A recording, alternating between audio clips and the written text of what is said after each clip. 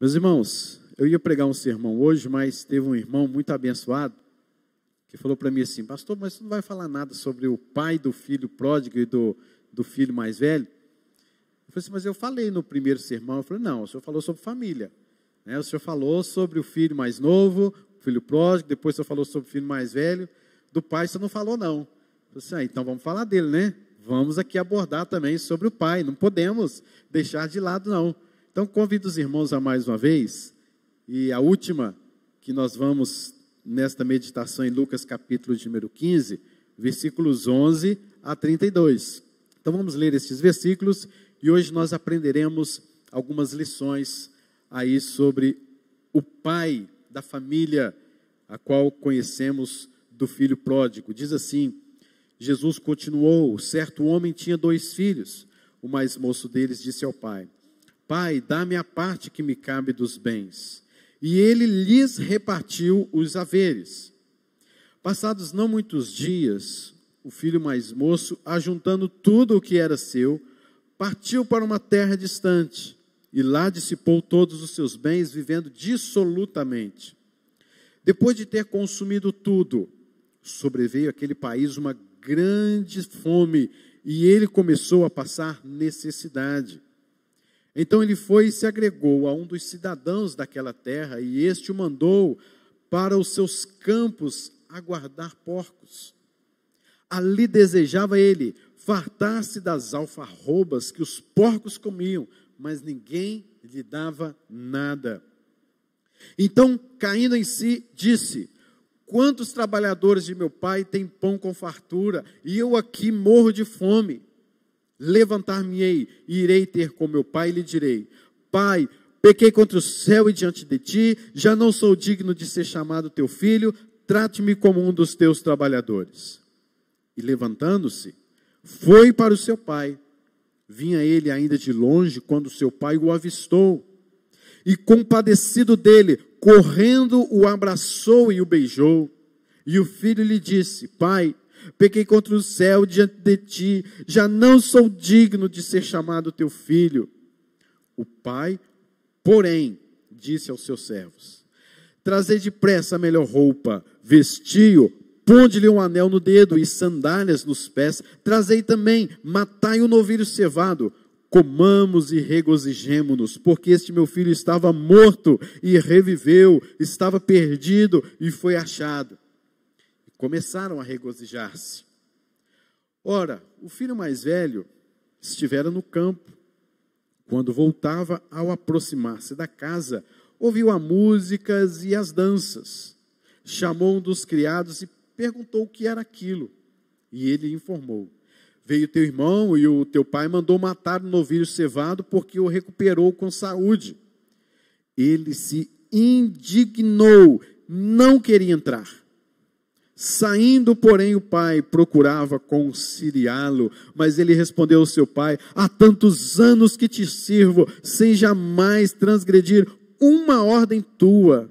Nunca me deste um cabrito sequer para alegrar-me com os meus amigos. Vindo, porém, esse teu filho, que desperdiçou os teus bens com meretrizes, tu mandaste matar para ele o novilho cevado. Então lhe respondeu o pai, meu filho, tu sempre estás comigo, tudo que é meu é teu. Entretanto, era preciso que nos regozijássemos e nos alegrássemos, porque esse teu irmão estava morto e reviveu, estava perdido e foi achado. Que lições preciosas podemos aprender com esse pai? É sobre isso que nós vamos falar. A ação e o caráter de um pai misericordioso. O que Deus faz para com os seus filhos? O que Deus faz para com aqueles a quem Ele chamou e lhe disse, eu sou o teu pai, tu és o meu filho? Meus irmãos, esse texto muito conhecido e nós já estamos bem íntimos deste texto e desta história. E o que, na verdade, como Deus, na verdade, trabalha sobre a vida dos seus filhos. Lembrando que eu quero imaginar com você que essa história fosse real. É uma parábola. Uma parábola é uma história fictícia que nos traz ensinamentos dentro da palavra de Deus, dentro dos ensinamentos de Jesus, é um recurso literário que trazem para nós acerca do reino de Deus. Quem é Deus, como é o seu reino e como devem viver aqueles que foram chamados do reino das trevas para a sua maravilhosa luz, ou seja, para dentro do seu reino. Primeira coisa que nós vemos aqui, dentro desta parábola, dentro das atitudes de Deus sobre nós, primeira coisa, queridos, Deus trata conosco soberanamente para aprendermos lições surpreendentes. Deus trata conosco de uma forma soberana para que aprendêssemos lições surpreendentes. Diz o texto que quando o mais moço disse ao pai: Pai, dá-me a parte dos bens que me cabem. E o versículo continua dizendo: e ele, o pai, lhes repartiu os haveres. Meus irmãos, há lições que não aprendemos da noite para o dia. Há lições que não aprendemos numa simples correção. Quando o filho lhe pede os bens ao pai, ele não fala nada. Ele simplesmente dá. Ele simplesmente lhes reparte os haveres. Possivelmente, devido a um princípio que já estudamos, o pai fez o que era melhor, para que ele não fosse consumido pela culpa amanhã. E o pai lhes dá os haveres, dá tanto para o filho que agora vai ser chamado de pródigo, quanto também para o filho mais velho. E ele não fala absolutamente nada para o seu filho. Filho, por que você está pedindo isso? Filho, o que você está querendo dizer com isso? Porque o filho pedindo isso ao pai, e o pai vivo, ele está dizendo assim: eu não quero que o senhor tenha mais autoridade sobre a minha vida. Eu não o reconheço mais como pai. Deixa eu viver a minha vida do jeito que eu quero. O senhor vive a vida do senhor do jeito que o senhor quer. Eu quero ir embora daqui. Eu não aguento mais esse lugar. E o pai lhes repartiu os haveres e não disse uma palavra sequer. O pai não rebate, o pai não puxa a cadeira, não fala, mas quem sabe, se fosse uma história real, quem sabe o pai já tivesse feito isso outras vezes. A rebeldia estava presente no coração daquele garoto. Será, queridos, que as repreensões que o seu pai lhe dera não fazia mais efeitos? Sabe o que o pai faz? Entrega tudo na mão daquele filho e não fala absolutamente nada. E a gente vê a história, a gente vê o que aconteceu. Ele foi, se distanciou, aquele país passou fome, uma crise econômica, ele não pôde mais comprar nada porque o seu próprio dinheiro acabou. E ele então foi cuidar de porcos. E porcos, nós sabemos, é um animal considerado, na visão judaica, um animal impuro, imundo, não podia sequer se aproximar daquele animal. E ele se aproxima daquele animal, ele tem que cuidar daquele animal todos os dias. E não somente isso, ele come aquelas sementes nojentas, as alfarrobas, que os próprios porcos estavam comendo e, com certeza, contaminado com toda aquela lavagem, sujeira e podridão. O filho nunca saberia que o seu pai era tão perdoador se não tivesse acontecido o que aconteceu. Possivelmente ele já teria provado o amor e o perdão do pai em coisas do dia a dia. Tomando a figura do pai como sendo a figura de Deus, queridos, Deus sabe para onde nós vamos. Aquele pai, se tomarmos aqui a figura de Deus, e de fato é a figura de Deus, aquele pai sabia para onde aquele menino iria. Aquele pai sabia o que estava acontecendo com aquele menino ali longe. Aquele pai sabia que aquele dinheiro iria acabar. Ele sabia que ele estava passando por fome, por necessidade. Ele sabia que um dia ele iria cuidar dos porcos e se alimentar das suas sementes. O pai sabia de absolutamente tudo que estava acontecendo na vida daquele filho. E cadê a atitude do pai? O pai não foi lá em busca do filho, não. O pai não saiu soberanamente em busca do filho. Olha, eu vou lá buscar meu filho porque eu não aguento mais. Deixa eu ir lá. Não. O pai esperou. Mesmo sabendo de tudo, o pai aguardou o que o filho iria fazer. E a nossa pergunta sempre é: se Deus sabia de tudo, então por que Deus não o bloqueou? Se o pai sabia de tudo, por que o pai então não chegou? Você não vai sair daqui. Eu vou amarrar o seu pé nessa cadeira, mas você não sai daqui. O pai não faz nada disso. Por que Deus permitiu? Queridos, a minha pergunta é: por que Deus permite que certas coisas aconteçam em nossas vidas, mesmo sabendo de todas as suas duras consequências para nós? É porque era necessário passar por aquilo. Salmo 119, versículo 71, nos responde isso, abrindo um pouco mais o leque, dizendo assim: foi-me bom ter eu passado pela aflição, para que aprendesse os seus decretos. Então o pai sabia que o filho iria passar por aquilo, o pai sabia por onde o filho estava andando, o pai sabia da sua fome, das suas dificuldades, o pai sabia de tudo que estava acontecendo. Ele não tomou, por enquanto, atitude nenhuma, porque a atitude dele, ele já tomou, que é deixar o filho entregue a si mesmo, porque seria bom ele passar pela provação, por aquela crise, para que ele aprendesse de fato os seus decretos e a sua soberania. Por isso a lição que aprendemos é exatamente essa, que Deus trata conosco soberanamente, ou seja, da forma como ele acha que deve ser, da forma como ele decreta que deve ser, para aprendermos lições surpreendentes. E a continuidade desta lição, em segundo lugar, é que Deus nos entregou a nós mesmos para aprendermos a nossa impotência e rebeldia. Esta é a segunda lição que aprendemos aqui com o Pai. Deus nos entregou a nós mesmos para aprendermos a nossa impotência e rebeldia. O pai não procura aquele menino. O pai, sendo rico, ele poderia pegar um carro, tendo trabalhadores, poderia pegar os seus escravos e ir procurando aquele menino, trazer aquele menino de volta, dar uma surra naquele menino, ensinar aquele menino que essas coisas não se fazem.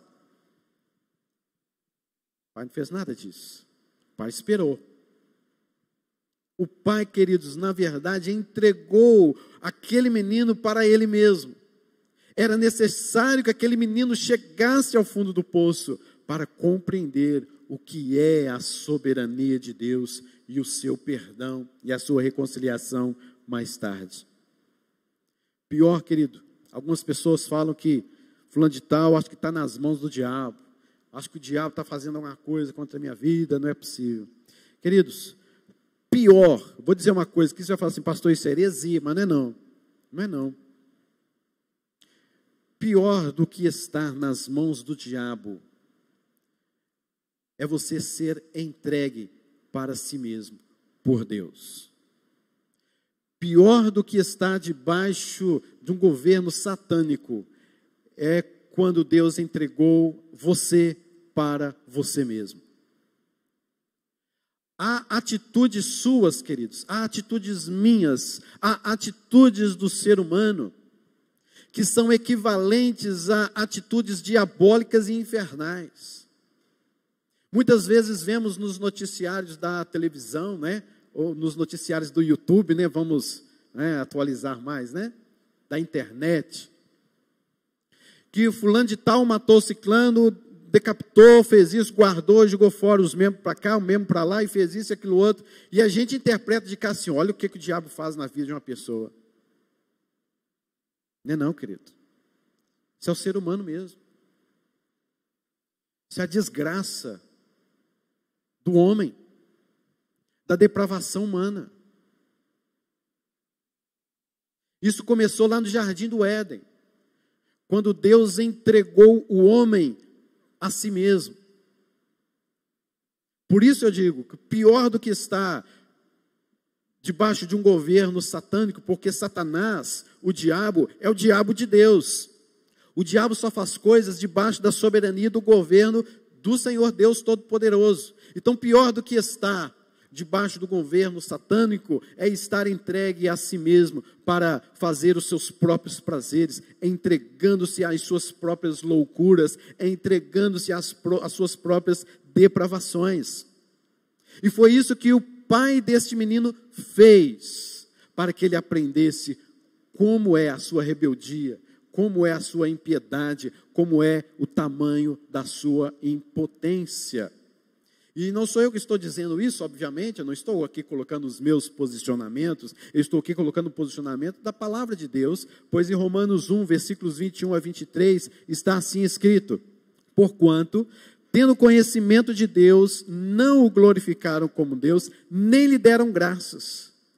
Antes se tornaram nulos em seus próprios raciocínios, obscurecendo-se-lhes o coração insensato, inculcando por sábios, tornaram-se loucos, mudaram a glória do Deus incorruptível em semelhança de homem corruptível, bem como de aves, quadrúpedes e répteis. Por isso, olha só, Deus entregou tais homens à imundícia, pelas concupiscências do seu próprio coração, para desonrarem o seu corpo entre si, pois eles mudaram a verdade de Deus em mentira, adorando e servindo a criatura em lugar do Criador, o qual é bendito eternamente. Amém. Perceba que Deus, ele entregou o homem a si mesmo, e o homem agora, ele acha que tem essa liberdade, o homem agora acha que tem o seu livre-arbítrio. Que nada, querido, de maneira nenhuma. O que ele tem são pensamentos terríveis, são pensamentos de morte, são pensamentos de rebeldia, são pensamentos que o levarão à morte e morte eterna, porque o homem não consegue controlar a si mesmo.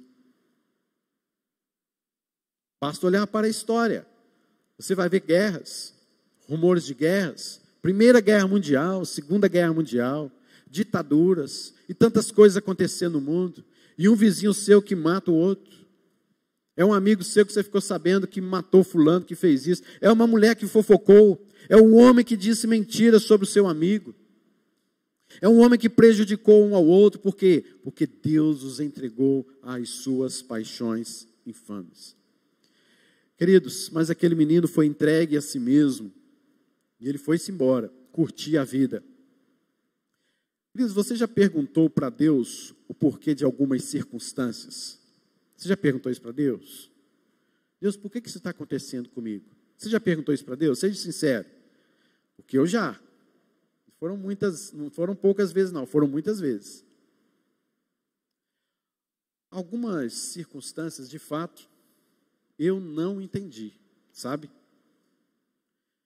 Mas algumas eu entendi. Algumas eu entendi. E quando eu entendi, eu não tive outra atitude sequer, a não ser dizer: Senhor, meu Deus, meu Pai, tem misericórdia de mim. Quando eu entendi por que circunstâncias estavam acontecendo na minha vida, eu não tive outra atitude a não ser dizendo: Pai, tem misericórdia, perdoa-me, traga-me para perto de Ti, eu quero estar perto do Senhor, não deixe-me ser entregue mais a mim mesmo, aos meus desejos, aos meus prazeres, às minhas concupiscências, por amor de Ti mesmo, livra-me de mim mesmo, leva-me para perto de Ti. Foi quando eu entendi por que eu estava passando por determinadas circunstâncias da vida, que o próprio Deus ordenou soberanamente para que eu passasse. Deus trata soberanamente para aprendermos lições surpreendentes.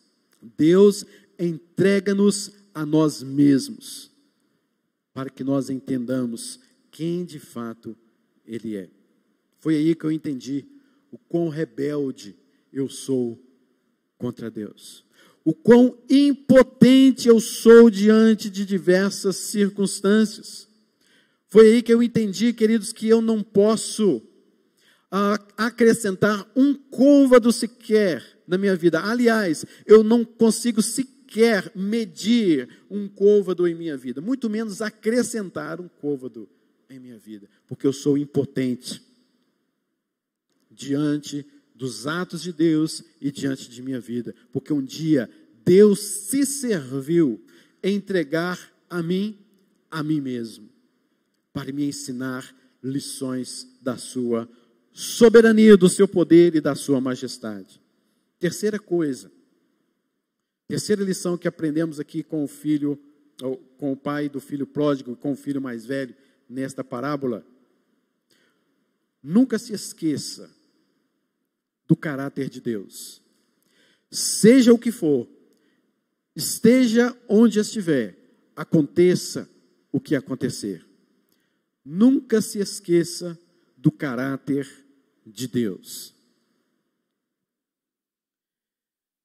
Uma vez chamados por Deus, Deus ele implantou em nós o seu caráter. Ele mostrou para nós que Ele é poderoso. Ele mostrou para nós que é Ele quem faz todas as coisas nas nossas vidas.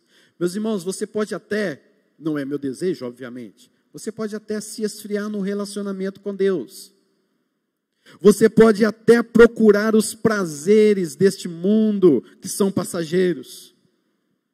Mas uma vez que você foi tocado por Deus, uma vez que você fez parte do povo de Deus, uma vez que você fez parte da igreja de Cristo Jesus, você nunca mais esquecerá quem de fato Deus é, e o seu caráter, e a sua soberania, e a sua graça. Você pode experimentar qualquer prazer neste mundo, mas sempre estará no seu coração quem é Deus, e o que um dia Ele fez por sua vida, e como Ele transformou a sua vida. Mesmo que você esteja frio espiritualmente, mesmo que você esteja longe da presença de Deus, o caráter de Deus está implantado no seu coração. Quer ver isso na vida do filho pródigo? Observe comigo nos versículos de número 17. Então, caindo em si, disse: quantos trabalhadores de meu pai têm pão com fartura, e eu aqui morro de fome. Do que ele se lembrou? Do caráter do seu pai, dos feitos do seu pai. Ele estava no fundo do poço, e o que ele se lembrou? Do caráter do seu pai, das atitudes do seu pai. Porque, queridos, os atos de Deus são atos de amor verdadeiro. Os atos de Deus são atos de bondade verdadeira, de misericórdia e de graça. O Senhor Deus manifestou de uma forma tão maravilhosa em nossas vidas, que nós jamais esqueceremos dos seus atos sobre nós. E digo mais, queridos, nem em seu pai, nem em sua mãe aqui terrenos, por mais que eles exerçam algum tipo de bondade, amor, misericórdia, esses atributos de Deus para com a sua vida, jamais, jamais serão comparáveis à intensidade do amor de Deus e de sua bondade para com você. E o próprio salmista nos diz isso. Ele diz no Salmo 27, versículo número 10 assim: porque se o meu pai e se a minha mãe, pessoas que demonstram por mim todo tipo de bondade, de amor, de misericórdia, de graça, mas se eles me abandonarem, me desampararem, contudo, o Senhor me acolherá. Os atos do Senhor são incomparáveis. E ainda João, capítulo de número 6, versículo 68, palavras de Pedro, disse assim: Senhor, para onde iremos? Para quem iremos, se só Tu tens as palavras de vida eterna? Ou seja, você pode ir para onde for, mas você sabe, no fundo do seu coração você sabe, que só o Senhor tem palavras de vida eterna. Não se engane. Você sabe muito bem, você que está andando longe dos caminhos do Senhor, quem está nos ouvindo nesses canais aí de transmissões, sabe que se você estiver frio com o Senhor, se você se esqueceu do Senhor, no fundo, você sabe que Deus é um Deus de amor, porque Ele implantou isso no seu coração. Perceba comigo, queridos, que o filho pródigo, ele não se lembrou do seu quarto, quentinho, confortado, da sua cama. Ele não lembrou sequer dos próprios bens materiais e das riquezas do seu pai. Agora ele não lembrou disso. mas ele se lembrou dos feitos e do caráter de seu pai. Quantos trabalhadores de meu pai têm pão com fartura? Sabe o que ele quer dizer com isso? É que o seu pai dava pão, alimento, a quem não merecia. Aqueles homens eram escravos, e ele alimentava os seus escravos. Ele alimentava pessoas que não mereciam. O que esse menino está dizendo aqui não é simplesmente, estou com fome e eu quero ir para o meu pai comer bastante. Ele não está pensando nisso, simplesmente nisso, que precisava disso, né? Mas não é esse o princípio básico que ele está nos narrando aqui. O que veio em sua mente foi a manifestação da graça do seu pai para quem não merecia. Então ele pensou assim, se meu pai trata bem a quem não merece, ele vai tratar de mim também, porque eu não mereço. Se ele trata com pão a quem não merece, se ele alimenta a quem não merece, ao chegar lá, eu tenho certeza de que ele vai me tratar bem também, mesmo eu não merecendo. E ele vai embora. Levantou-se e foi para o seu pai. Queridos, no texto que ele elaborou para falar com o seu pai, ele não fala de comida, ele não fala de alimento, ele só pensa na graça, ele só pensa na manifestação da misericórdia, porque alguma coisa do caráter de Deus, do caráter do pai, ficou marcado em seu coração, e ele não pondera nem sequer sobre castigo, ele não pondera sequer uma disciplina ferrenha, um homem ali aguardando com uma vara de ferro, com um castigo que agora ele colocará sobre ele. Ele nem pensa sobre isso. Por quê? Porque ele conhecia o caráter do seu pai. E se viesse disciplina, seria para o bem dele. Se viesse algum castigo, ele com certeza teria a noção de que ele merecia. Mas ele olhou para os atos da graça do Pai, para com outras pessoas que não mereciam. E se ele tinha atos de graça para com pessoas que não mereciam, ele então poderia voltar e regressar para o seu pai, porque o seu pai o iria receber. E ele disse, trata-me como um dos teus trabalhadores. Sabe o que o filho pródigo então está dizendo? Trate-me como um dos teus trabalhadores. Ele está dizendo, pai, a tua graça me basta. Eu só quero ser um dos teus trabalhadores porque eu sei que o Senhor age com graça sobre eles. Eles não merecem. E eu quero ser tratado com graça pelo Senhor porque eu não mereço. A tua graça me basta. E é somente dela que eu preciso. Me vem à mente, queridos, aquela mulher Cirofenícia. Lembra dessa mulher? Que tinha uma filha que estava terrivelmente endemoniada. E ela procura o Senhor Jesus Cristo. E Jesus Cristo começa a responder para ela que não vai curá-la, porque ele não veio para curar pessoas de outras regiões. Ele veio para o povo de Israel. E aquela mulher insiste, fala e responde a Jesus com fé, e ela é curada, mas antes de ser curada, ela diz assim, Senhor, mas eu quero comer das migalhas que caem das mesas dos seus donos. Ou seja, eu sei que o Senhor veio para o povo de Israel, eu sei que o Senhor não vai desperdiçar o pão para eles, mas eu quero somente as migalhinhas que caem da mesa deste povo. E assim, eu sei, é o suficiente para mim. É isso que o menino está falando. Eu quero das migalhas da graça do Senhor. É só isso que eu quero. Quero mais nada, não. Me trate como um dos teus trabalhadores. Efésios 3, versículo 20, 21, encaixa agora aqui. Que diz assim que os feitos de Deus são tão grandes, são tão poderosos, para fazer infinitamente mais do que tudo quanto pedimos ou pensamos, conforme o seu poder que opera em nós. A Ele seja a glória na igreja e em Cristo Jesus por todas as gerações, para todos sempre. Amém e amém. E aí nós vamos para a quarta lição, então, que aprendemos, é que Deus sempre tem portas abertas para a reconciliação e demonstração da sua graça, porque Ele faz coisas infinitamente mais de tudo quanto pedimos ou pensamos. Meus irmãos, é esse Pai que você tem,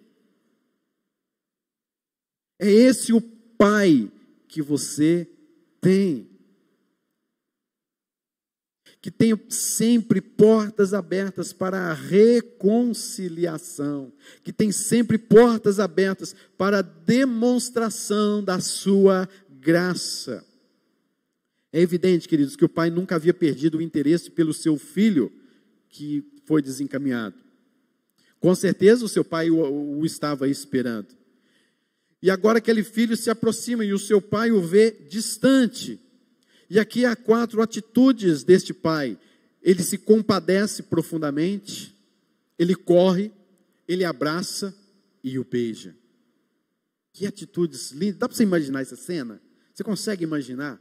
Parece cena de filme, né? Aquela cena, naquele instante que a música está assim, né? Levando você às emoções, e de repente você não consegue segurar as lágrimas de um pai vendo um filho desgraçadamente terrível, num estado imundo, impuro, e o pai chega e o abraça e o beija. Meus irmãos, veja só como que estaria esse filho. Ele cuidou de porcos, ele comeu alfarrobas. Pensa no hálito desse menino, pensa na sujeira desse menino há tantos dias sem tomar banho, que ele veio de uma terra distante. Pensa no cabelo desse menino, pensa nas unhas desse menino, credo, coisa horrível, né? É esse menino que chegou para ele, desse jeito. Dá para você imaginar? Agora vem esse senhor, o pai, viu de longe, ele corre para esse menino. Sabe o que ele faz? Abraça. Sabe o que mais ele faz? Beija. Isso é expressão direta, expressível, clara do perdão de Deus, do perdão do Pai. Aquele homem, possivelmente já um senhor, ele não podia correr. Sabe por quê? Porque naquela cultura, uma pessoa de certa idade, correr seria algo desonroso, sabia disso? Era algo desonroso, mas o pai não está nem não, ele vai para o encontro do seu filho, e ele corre para o seu filho, ele abraça o seu filho, ele beija aquele rosto com mau hálito, com mau cheiro, aquele menino terrível, e ele abraça aquele menino, e ele o beija. E são nessas atitudes que a gente vê a proteção, a reconciliação e o perdão já demonstrado. Porque Deus sempre tem portas abertas para a reconciliação e demonstração de graça. Meus irmãos, cá para nós, você faria essa atitude com alguém?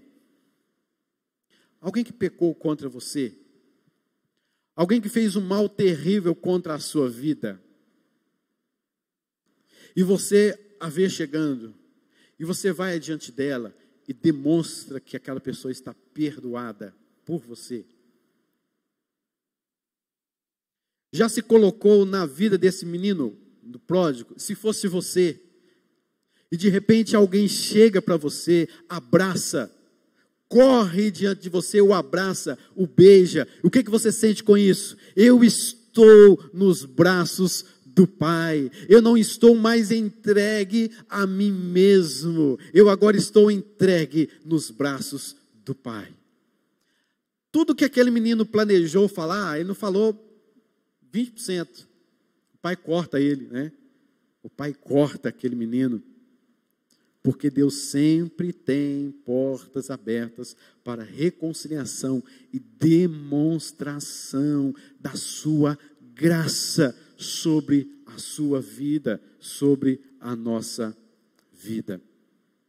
Deus sempre perdoa. Salmo 51, 17 nos diz: sacrifícios agradáveis a Deus são espírito quebrantado, coração compungido e contrito, não desprezarás, ó Deus. É isso, é essa figura, é isso que Jesus está ensinando-nos acerca do seu reino. E a última lição que podemos aprender com esse Pai misericordioso, amoroso, as atitudes de um Pai misericordioso, é que Deus concilia o seu contexto para que você viva para sempre em sua casa. Deus concilia o seu conceito, o seu contexto, para que você viva para sempre em sua casa. O filho mais velho não queria participar daquela festa, mas de jeito nenhum. E posso falar uma coisa para os irmãos? Eu também não participaria, não. Que raiva, né? Mas, gente, como diz aqui, gente, não é possível um menino desse, um moleque desse faz o que faz, e agora ele quer que eu participe da festa dele, mas não vou, não. De jeito nenhum. Eu também não iria, não, queridos. Eu, o Lucas aqui, pelo que me conheço, de jeito nenhum. Não ia, mas não ia mesmo participar dessa festa. Aí ele chega e pergunta para o criado, né? Não pergunta nem para o pai, não, vai para o criado. O que está acontecendo aí? Estamos numa festa, porque o seu irmão mais novo voltou e tal. Eu não vou entrar, não. Não vou entrar aí nesse lugar, não. O que o pai faz nesse instante? Diz o versículo 28. Que ele, o filho mais velho, se indignou, não queria entrar. O que o pai faz? Saindo, porém, o pai. A figura do pai aí. E procurava conciliá-lo. Procurava trazê-lo para dentro.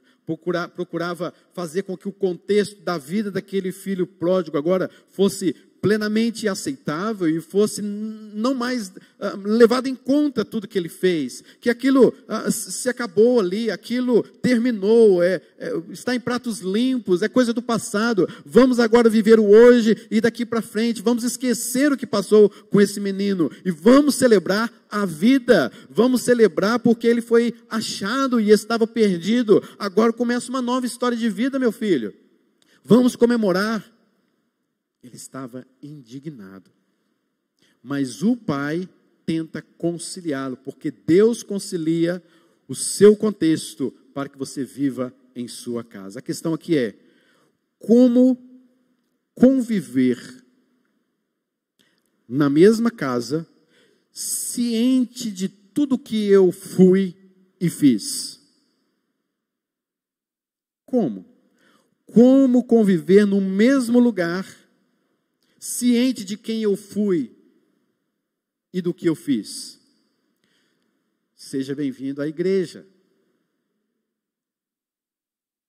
Olha como que Deus conciliou o seu contexto para que você e eu estivéssemos numa mesma casa. Deus nos reconciliou com Ele. Deus nos reconciliou uns com os outros. Eu era seu inimigo também. Eu não amava você. Nós éramos inimigos. Nós não gostávamos uns dos outros. Querido, eu tenho um passado que você não vai querer saber. Você tem um passado que talvez também eu não queira saber. Mas nós estamos aqui, sentados nesta poltrona, na casa do Pai. E na igreja, queridos, não pode ter esse negócio de... viu fulano? Que lá não serve para estar na igreja, não. Viu ciclano? Ele nem tomou Santa Ceia. Meu irmão, o que você tem a ver com isso? Está vendo aquele outro irmão lá? Tomara que chegar lá na igreja lá e não esteja na igreja. Eita, filho velho que está no nosso sangue. É verdade ou não é? Está no nosso sangue, queridos. Porque nós somos pessoas, entre aspas, justas e queremos justiça, e nós não entendemos nunca o que é graça, mesmo que um dia fomos perdoados por Deus, reconciliados com Deus, mesmo que um dia o Senhor manifestou a sua graça sobre nós, mas nós ainda queremos justiça. E é na igreja que eu e você fomos reconciliados. Hoje eu amo em Cristo Jesus. Sendo o filho mais velho ou sendo o filho mais novo, a depender da visão que você tem, porque ora eu sou o filho mais novo, ora eu sou o filho mais velho, mas Deus, Ele nos reconciliou. E nós, queridos, devemos, como esse pai aqui agora, na visão do pai, nós devemos viver um com o outro, amando um ao outro, não importa o que o irmão fez, não importa o que o irmão deixou de fazer, não importa o importante é que Jesus Cristo morreu por ele, e foi também até ele, correu até ele, o abraçou, o beijou, colocou o anel em seus dedos, colocou uma roupa nova, colocou sandálias em seus pés, e ele também faz parte do povo de Deus, e graças a Deus por isso, a família de Deus está crescendo. Deus nos reconciliou nele, para que reconciliássemos uns com os outros. É por isso que é impossível dizer que amamos a Deus, a quem não vemos, e não amamos o irmão, a quem vemos. Deus, Ele abençoa o nosso contexto. Agora, a Bíblia não deixa de expor o meu passado. A Bíblia não deixa de expor o seu passado, não, meu irmão. Você está achando o quê? Você está achando que é o melhor da igreja, o mais santo, o mais não sei o quê? Há tanto tempo eu estou na igreja. Você não é mais santo, não, querido, do que aquela pessoa que chegou hoje na igreja. Efésios, capítulo número 2, versículos de 1 a 3, expõe a sua vida do passado. E lá está escrito assim: Ele vos deu vida, estando vós mortos nos vossos delitos e nos vossos pecados, nos quais andastes outrora, segundo o curso deste mundo, segundo o príncipe da potestade do ar, do espírito que agora, onde você estava? Do espírito que agora atua nos filhos da desobediência, entre os quais também todos nós andávamos outrora, segundo as inclinações da nossa carne. Que vergonha, querido. Estou sendo exposto aqui à frente dos irmãos, fazendo a vontade da carne. Eu, você. E também fazendo a vontade dos nossos pensamentos. Nós estávamos entregues a nós mesmos. E éramos, olha só, por natureza, filhos da ira, como também os demais. Olha a exposição que a Bíblia fala acerca de nós. Abraão, queridos, mentiu, cometeu adultério, mas foi restaurado e se tornou o pai da fé. Davi, ele conspirou, ele assassinou, ele adulterou, mas era um homem segundo o coração de Deus. Manassés foi um homem que entregou o seu filho a ser sacrificado a um deus Moloque. Ele consultava as nuvens, consultava médios e feiticeiros. Ele era um homem extremamente mau com Deus e fazia tudo conforme lhe aprazia. E até que um dia, queridos, quando ele foi preso, quando ele estava ali numa prisão terrível, ele buscou a Deus. E sabe o que Deus fez? Deus ouviu a sua oração e o abençoou. E ele se tornou o grande homem de Deus na face da terra. Pedro negou Jesus.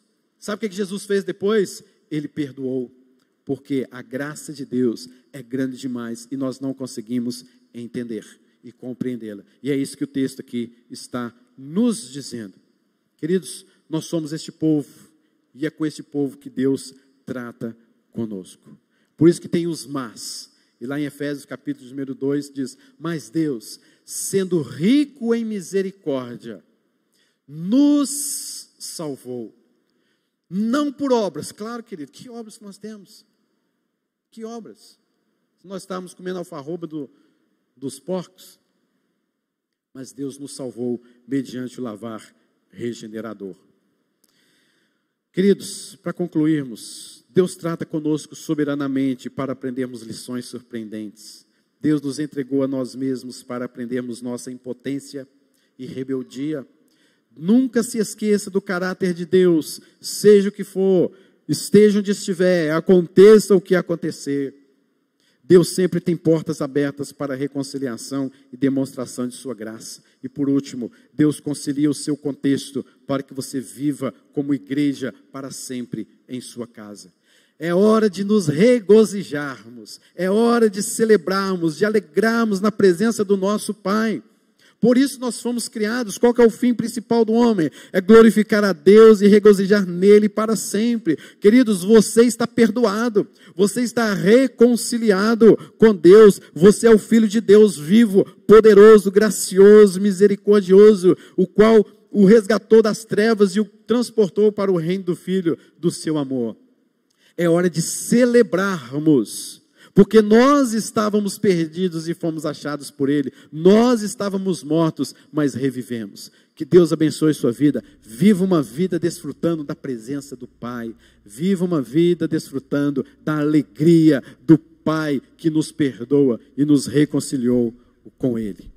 Amém?